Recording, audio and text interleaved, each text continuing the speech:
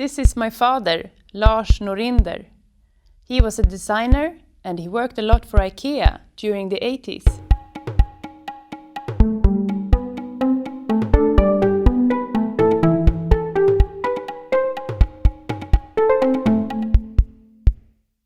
One of his classics is this dining chair, Albert. A very typical Lars Norinder piece. Small, comfortable, cute with its round shapes. This stool is my design, a redevelopment of my father's chair. This is an indication of a backrest, but also a handle, which makes the stool easy to carry and move around, and practical to use. All my dad's chairs were stackable, but for some reason, Albert wasn't.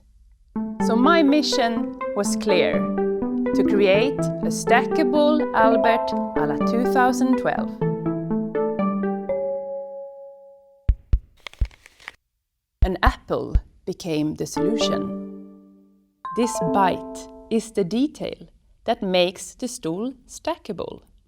I simply had to cut away a piece of the wood.